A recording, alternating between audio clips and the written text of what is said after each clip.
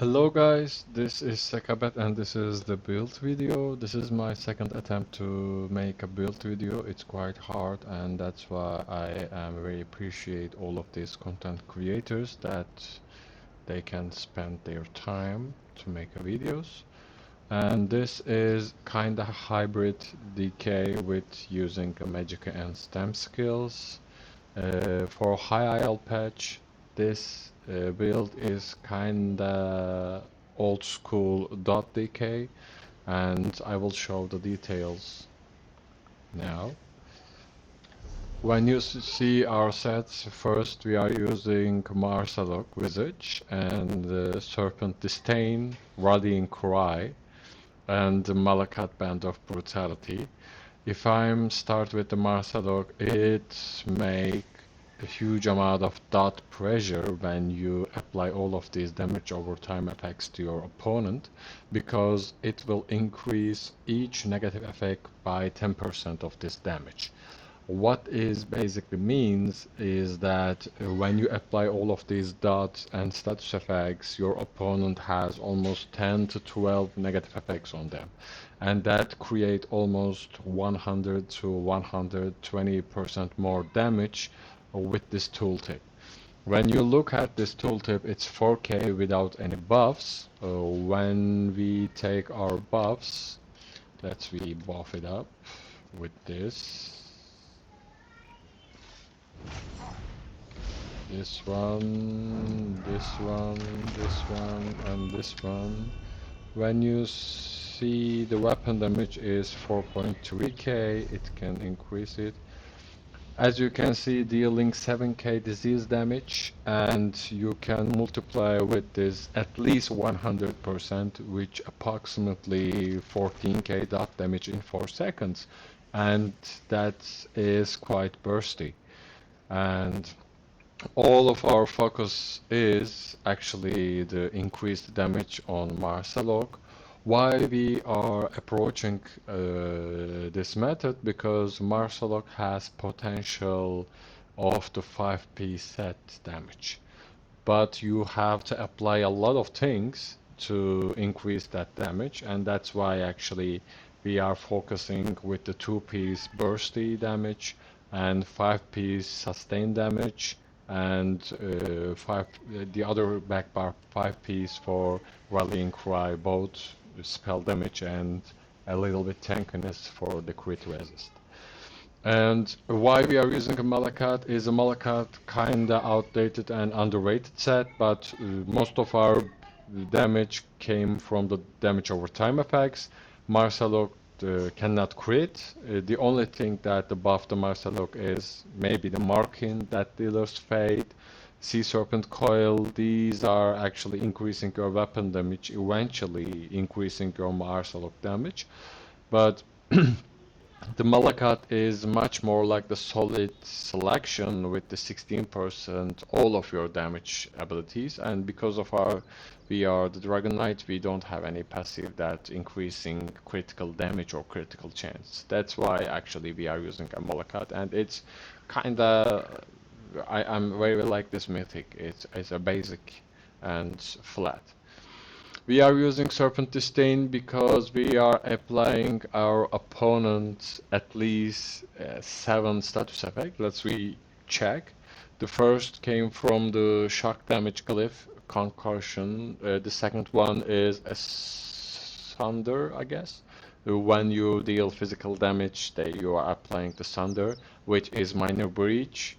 And this one applies a burning status effect, the burning embers. You can swap to the poison morph them, but you have to switch the noxious spread to engulfing flames for much more like the burning status effect. By the way, these two skills also apply the burning status effect, but the choice is yours. We are using noxious spread because it applies a major breach. Let's stick to status effects. This one is a poison one. This one is a burning 2. This one is harm modulating is 3. This one is making a magic damage, which means you can apply minor magic steel status effect. That's make 4, I guess. 1, 2, 3, This one is 4. This one is the same as this one. We have a 4 status effect on the skills, and the other 2 from the our weapon glyph. One of them is a shock, and one of them is a physical, and which means we have uptime of the 6 status effects. And if I check it, how many status effect on so status effects, what we are missing is we have a burning, concussion, we have disease from the Marsalok, because Marsalok make a disease damage and applies to minor maim, I guess, if I remember correctly. Oh, sorry, minor defile, which is quite important because they are decreasing the healing taken. We have harmony rating, we have overcharge because we have 2 magical skills, we have a poison, and we have a surrender. The only thing we missed is the chilled status effect. We don't have any source to chilled status effect, but it is important, not that much. Okay, we are using 2 spell cost decreased and 1 weapon damage. You can swap this one to weapon damage. Okay, it's up to you. We are using 2 charge because increasing the status chance, all of the point of the status chance. This build is actually the applying status chance. I am kind of like the sturdy traits because most of the builds has using an open soul, they have a huge amount of critical damage and critical chance, and most of these damage are direct damage attacks, because when a player using open soul, they don't have any kind of hot or DoT skill plays for their skill bars. They have only 5 skills. They are usually using the 1 burst skill, 1 CC, 1 spammable, 1 DoT. The DoT depends on the situation, and the 1 CC immunity or snare removable, which means when you see the open soul guy, he can most likely use a 1 or 2 skill to you. And that's why actually the blocking is the best mechanism to stop all of these direct damage attacks. And that's why actually I like the sturdy, but you can use impen, it's nothing important. And there is a critical resistance, but because we don't have a battle spirit active, that's why you can see that 1.9k. Let's go to skills and then the CP. This one is a blood quiz. It apply 1 status effect, harmony rating, that's something like that, and has 2 negative effects. So one of them is actually this one. It's only just 3 seconds. That's why I am offering you that this is the last debuff before the Marsalok proc. This is the last thing you are going to use. The Burning Ember has 3 negative effects. This one is 2. This one is 3. And Noxious Breath has also 2 negative effects. One of them is a major breach, and one of them is, of course, the DoT, and one of them is a poison. Actually, this one has 3 negative effects, and this one is a spammable after using empowering chain. Why are we using empowering chains? Because most of the builds, because of the Orkan Soul, most of the builds range mag sorgs or stamp sorgs, and it's quite hard to catch them. Because of our procs working with the melee damage, we have to catch them, we have to be fast. That's why we are using empowering chain. And the second thing is, if you want to apply the Marsalok set damage, you have to make a medium wave or for the charge heavy attack. It will not going to proc with light attack. That's why actually that will increase light and heavy attack by 40%. It's completed with your combo. It's compatible with your combo. That's why actually we are using empowering chains, and the major expedition is a quite good buff. The ulti depends on your situation. I using Ferocious Leap both damage and both defense because it has a huge amount of shield and huge amount of burst, and that's why actually you can swap this. You can even use dual wield ult, this one, but it has a huge amount of ultimate cost. It's not unnecessary, that amount of damage. And due to the cross healing, this is a kind of good dot, but there is a lot of HUDs also healing your opponent, your enemy. The back bar is volatile armor, rapid regen, coagulating blood. This one is quite important. Cinderstorm is quite a good skill because Cinderstorm will give you 1k free stam each time you are apply, each time you are use, and it is no cost, which is basically this is your stam regen. And we are using degeneration. You can use a DK igneous weapon as over here for your major brutality and sorcery, but this one has a negative effect, and also it can apply overcharge status effect. That's why we are using this one. It's quite cheap, it's decent amount of damage, it can possibility to proc status effect, and also it increase your weapon and spell damage. It's all around is a good set. For back bar, when I use a 1-and-9 shield, I use a 1-and-9 shield ult, but restoration stuff, I am not still.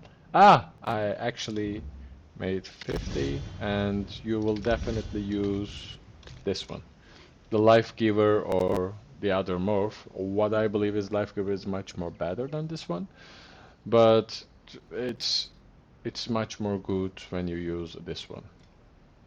Okay, so champion points. This build has another clutch on CP environment, and this is the force of nature. As you notice that we have 6, let's we pre-check, 1, 2, 3, 4, 5, 6, 7.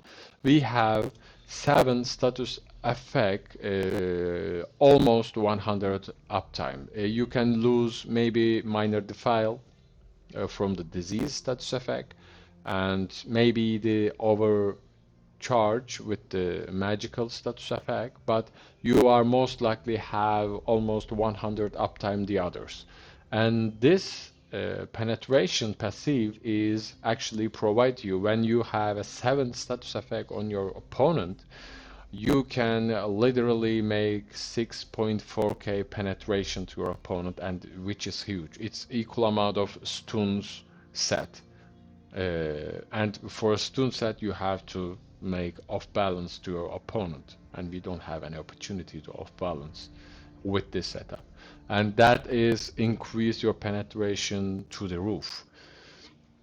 This one is a resilience. You can swap this to other thing because I hate Night Blades on this patch because they are powerful and one shot almost everything. That's why I am using this one. And the other two is also the defensive. I like to use a defensive stance of this champion points. Duelers rebuff, unassassinable resilience, and force of the nature. And when you go to red 3, you have relentlessness. This one is the other thing you can use is Pain's Refuge. For example, if you are, let's say, fighting against me, this one is actually making you 20% less damage because I apply almost 10 to 12 negative effects, which is bad for me, but I noticed that the open salt builds, like I said, they don't have any opportunity to apply a lot of negative effects. That's why this meta is much more bursty. That's because of that I choose this. Most of the time the people try to stun you in open builds and spam their spammables. When they are stunned, you have a major protection, which is quite good.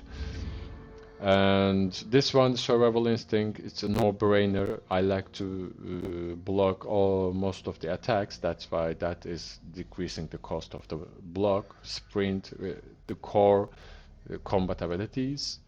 And this one is Celerity. Once when I started this build, I was using the Sea Serpent Coil, and you know that Sea Serpent Coil has 40% snare. That's why I swap to celerity and I swap my race to orc. It has nothing different. Orc has a passive that give you a little bit amount of health when you attack, which is good to Sea Serpent Coil. You can change to Sea Serpent Coil for this build. I like to stick Malakat, and that's why I changed this champion point to celerity. You can change whatever you want. And the last one is Boundless Vitality, because the max health is the meta right now. You don't have to take a one shot from anybody. And we are WEMP stage 3. As you can see, we need this on that passive because our playstyle is much more like apply the dots, wait for your opponent to make a mistake or drop low health or struggle with the sustain, and then finish your opponent. That's why you have to be as tanky as possible.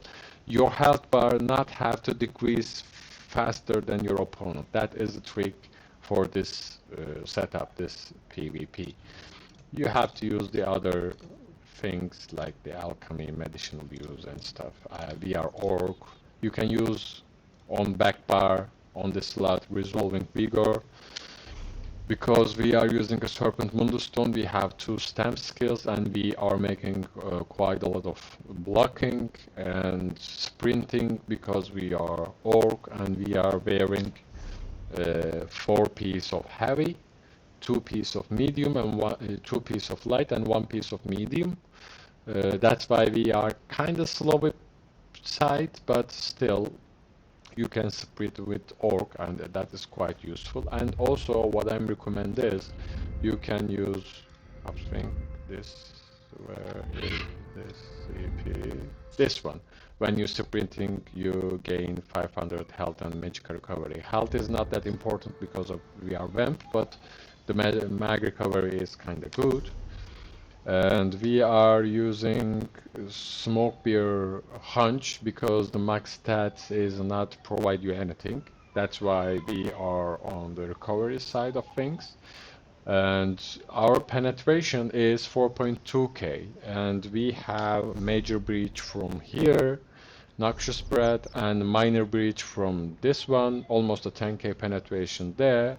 When you combine this, you can have a 14k penetration from the flat. On the CP environment, you have another 6.4k from the force of the nature, which give you 20k penetration. That's why we are not thinking about the weapon damage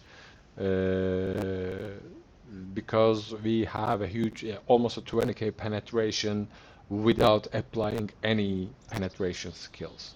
The only noxious breath is actually our penetration skill. And other than that, we are not applying a penetration skill.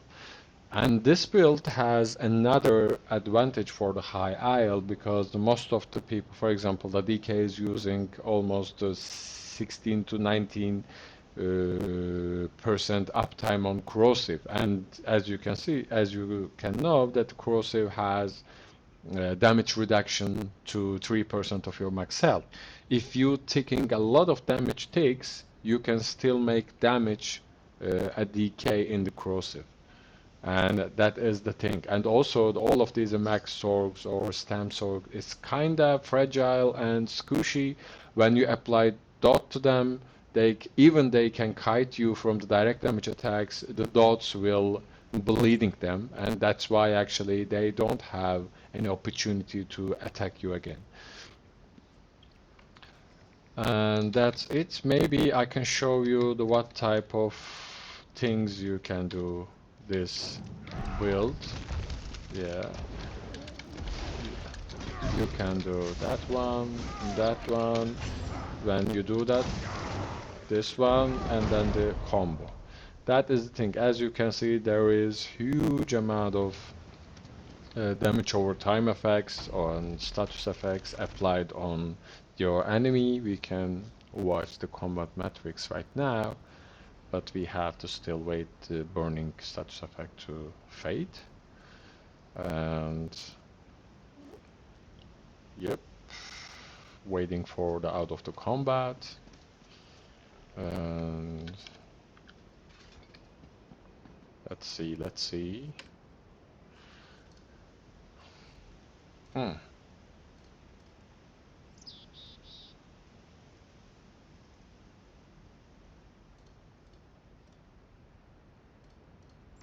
Let's retry it again. I think the CMX. The last fight. Sorry, guys. That one. For example, as you can see, the burning is very logical because we have a lot of burning damage. But as you can see, the 1, 2, 3, 4, 5, 6, and let me say 7 when you count the martial log as another debuff. And you can count as the 7 status effect is up on your enemy. And because of this is only one combo, the one combo uptimes is quite good. When you consistently apply this rotation, you have almost 100 uptime to I think that the degeneration blood grace level, as you can see, these are the 100% uptime. And you don't need to think about your magicka, your sustain, but that is basically your thing. And also, as you can see, the penetration, physical penetration is 13,150. I don't know what kind of calculation in there, but logically you can reach 10k with just skills, and 6.4k from the other things. And the 4K is the default penetration. It creates almost 20k penetration. I don't know why is typing 1300, something like that. Okay, and that's it, guys. This is the build. By the way, as you can see, our medium wave hit 4K, Ferocious Sleep and Molten Whip almost the same amount of damage. And the burning and poison, as you can see, there's a 2 big dots, and that one is the Marsalok, as you can see, is a 4.7k. You can think that you buff your burning and poison status effect by 50% with the combustion. As you can see, you can increase your status effect damage by 15%, and then you can think that these two debuffs or damage over time effect actually is a double with the Marsalok, and that is a huge amount of damage you can apply to your opponent, and that is good. And also the empowering chains empower your light or heavy attack. As you can see, our heavy attack is hit from 6.7k. It's another damage. When you apply the full combo, your opponent most likely to melt. It's not going to die. You have to spend a little bit time. That is the point. That is the problem about the DK. They don't have any execution. That's why what I'm recommending is this arcane ring can be transformed to bloodthirsty. It will increase our damage a lot. And you can use infuse for your help to healing, of course. That's another point of view. But that is it, guys. We are using Tri-Stat potions. It's cheap, it's easy to find, and it came from the daily logins. And that's it, guys. I think if you have any question, please use comment section down below. And have a nice day all.